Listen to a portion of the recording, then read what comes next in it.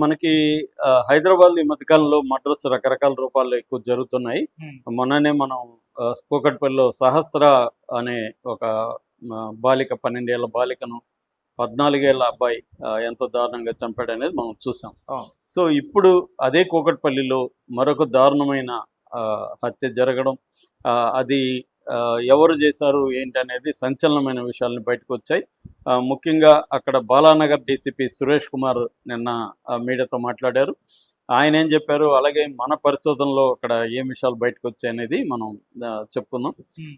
యాక్చువల్‌గా రేణుకా అగర్వాల్ చనిపోయిన ఆవిడ లేడీ పేరు రేణుకా అగర్వాల్. ఆమెకి దాదాపు 40 ఏళ్ళు పైన ఉన్నాయి. హ్మ్. సో, వీళ్ళది స్వాన్ లేక్ అని ఒక గేటెడ్ కమ్యూనిటీ. ఇందులో రేణుకా అగర్వాల్, వాళ్ళ భర్త రాకేష్ అగర్వాల్, వాళ్ళ కొడుకు 26 ఏళ్ళు అబ్బాయి, ముగ్గురు కలిసి ఉంటున్నారు 13వ ఫ్లోర్‌లో. సో, మొన్న ఏమైందంటే వీళ్ళ హస్బెండ్ రాకేష్ అగర్వాల్‌కి బాలానగర్‌లో స్టీల్ ట్రేడింగ్ ఒక షాప్ ఉంది. సో, ఆయన యథావిధిగా కొడుకుని కూడా అక్కడికి తీసుకెళ్ళి వీళ్ళిద్దరూ అక్కడ షాప్ ఓపెన్ చేసి చేస్తుంటారనమాట. అక్కడ పెద్ద ట్రేడింగ్ షాప్ ఉంది వీళ్ళకి. సో, బల్క్‌గా హోల్‌సేల్ స్టీల్ అమ్మడం అవన్నీ చేస్తుంటారు. మామూలుగా రోజు కూడా మార్నింగ్ వెళ్ళిపోతారు. ఈవినింగ్ 7:30, 8కి అలా ఇంటికొస్తారనమాట. ఆ రోజు కూడా 7:30, 8కి వస్తే బయట లాక్కేసుంది. ఇదేంటి బయట లాకేసుంది అని ఫోన్ చేశారు ఆమెకి. ఫోన్ చేస్తే ఫోను స్విచ్ ఆఫ్ వస్తుంది. సో, ఏమైంది అని కాసేపు వెయిట్ చేశారు. రకరకాలుగా చూసారు, ఏమీ కనిపించలేదు. దాంతో ప్లంబర్‌ని పిలిచి బాల్కనీ తలుపుని బ్రేక్ చేయించి బాల్కనీలోంచి లోపలికి ఎంటర్ అయ్యి చూస్తే ఆమె కిచెన్ దగ్గర దారుణంగా బ్లడ్ దీంట్లో పడుంది. అట్లాగే కట్టేసి ఉన్నారు ఆమెని అక్కడ. కట్టేసి పెట్టారు. చేతులు, కాళ్ళు కట్టేశారు. సో, బ్లడ్ అంతా ఉంది. చనిపోయినట్టుగా అర్థమైంది. ఇమ్మీడియట్‌గా వాళ్ళు కూకట్పల్లి పోలీస్ స్టేషన్ దగ్గరే అనమాట. పోలీస్ స్టేషన్‌కి ఫోన్ చేశారు. సో, పోలీసులు వచ్చారు. వచ్చి మామూలుగానే వాళ్ళ ఎంక్వైరీలు, క్లూస్ టీము, తర్వాత డాగ్ స్క్వాడ్ ఇవన్నీ తీసుకున్నారు. అట్లాగే ఆ అపార్ట్మెంట్‌లో ఫుటేజ్ ఏమన్నా ఉందని పరిశీలించారు.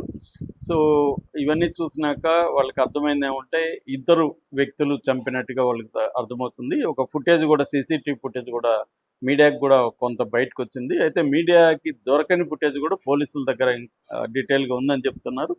అందులో ఏందంటే ఆహ్, వాళ్ళు చంపేసిన తర్వాత ఇద్దరు అబ్బాయిలు చంపేసిన తర్వాత వాళ్ళు లిఫ్ట్‌లో నుంచి కిందకొచ్చి ఈమె స్కూటర్‌ని తీసుకొని వెళ్తున్నట్టుగా, ఒక బ్యాగ్ కూడా వాళ్ళ దగ్గర ఉంది. పెద్ద బ్యాగ్ పెట్టుకొని వెళ్తున్నట్టుగా విజువల్ అయితే వచ్చింది. ఇప్పుడు ఆ విజువల్‌ని బేస్ చేసుకొని వాళ్ళు విచారణ మొదలుపెట్టారు. ఇప్పటివరకు అందుతున్న సమాచారం మేరకు ఏందంటే, ఈ అపార్ట్మెంట్‌లో వీళ్ళకి ఒక పని మనిషి అవసరమయ్యాడు. ఇంట్లోనే ఉండి పనిచేసేదానికి ఒక కుర్రాడిని, వీళ్ళు నార్త్ ఇండియా నుంచి వచ్చి సెటిల్ అయిన బ్యాచ్ వీళ్ళు. అందుకని వీళ్ళు హిందీ వచ్చి కంఫర్టబుల్‌గా ఉన్నోళ్ళని నార్త్ ఇండియాలో నుంచి ఈ మధ్య ఎక్కువ వస్తున్నారు కాబట్టి, అలాంటి ఒకరిని ఇంట్లోనే పెట్టుకొని అబ్బాయి కొంత వంట అవన్నీ చేసి పెట్టి, పనులు చేసి పెట్టేదానికి, ఒక్కొక్కసారి షాప్‌కి ఇంటికి మధ్య కమ్యూనికేషన్ కోసం ఇలాగా చిన్న చిన్న బ్యాంక్ పనులు, ఇట్లా రకరకాల పనులకు మల్టీపర్పస్‌గా ఒకడిని పెట్టుకోవాలనుకున్నారు.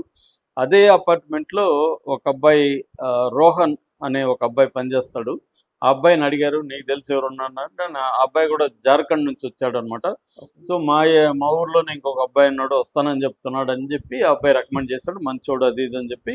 హర్ష అనే ఈ అబ్బాయికి 20 ఏళ్ళు. హర్ష అని జార్ఖండ్ నుంచి వచ్చాడు. ఈ అబ్బాయి వీళ్ళు చెప్పారు, సరే అయితే పిలిపించు అబ్బాయినని. అవి ఫోన్‌లో మాట్లాడుకున్నారు. శాలరీ ఎంత, ఏంటి, ఏమేమి పనులు చేయాలి, అదంతా అబ్బాయికి వీళ్ళకి డీల్ అయితే కుదిరింది. సో, ఎట్లాగో హర్ష ఎప్పటినుంచో ఈ అపార్ట్మెంట్‌లో పనిచేస్తున్నాడు కాబట్టి, ఈ అబ్బాయి నమ్మకంగా ఉన్నాడు కాబట్టి, ఈ అబ్బాయి రికమెండ్ చేశాడంటే, వచ్చే అబ్బాయిని కూడా మనం నమ్మొచ్చు అన్న యాంగిల్‌లో నుంచి వీళ్ళు ఓకే చేశారు. దాంతో ఈ హర్ష అనే అబ్బాయి 11 రోజులకు ముందు వచ్చి వీళ్ళ ఇంట్లో జాయిన్ అయ్యాడు. హ్మ్. సో, ఇప్పుడు ఈ చంపిందొచ్చి ఈ హర్ష అండ్ రోహన్ ఇద్దరు కలిసి చంపారని చెప్తున్నారు. ఓకే. అంటే ఈ రోషన్ అనేవాడు అపార్ట్మెంట్‌లో పనిచేస్తున్నాడు. వీడు స్టడీ చేశాడు. ఎవరెవరి ఇళ్లల్లో ఏముంటది, డబ్బులు, బంగారు ఎక్కడ, వాడు పనిచేస్తున్నాడు కాబట్టి కొన్ని ఇళ్లల్లో వాడు అబ్జర్వ్ చేసి, వీళ్ళ ఇంట్లో కూడా మధ్యలో అవసరం కోసం 2, 3 రోజులు ఈ అబ్బాయి పనిచేయడంతో వీళ్ళ ఇంట్లో నగలు ప్లస్ డబ్బు ఎక్కువగా పెడతారు. ఎందుకంటే అక్కడ ఎక్కువగా క్యాష్ వస్తూ ఉంటది. ఆ క్యాషు బ్యాంకులు వేయడానికి ముందు ఇంట్లో పెట్టి మళ్ళీ బ్యాంకులు వేయడం, వారానికి ఒకసారి అలా పోయి బ్యాంకులు వేయడం అనేది గమనించాడు ఇతను. వీళ్ళకి షాప్ ఉంది, రెగ్యులర్గా డబ్బులు వస్తుంది, కొంత గోల్డ్ కూడా పెట్టున్నారు, ఇవన్నీ అర్థమయ్యి సో ఇవి దొంగిలించాలనేది ప్లాన్ చేస్తారు. వాళ్ళకి చంపాలనే ప్లాన్ లేదు, ఓకే. దొంగిలించాలని ప్లాన్ చేస్తారు.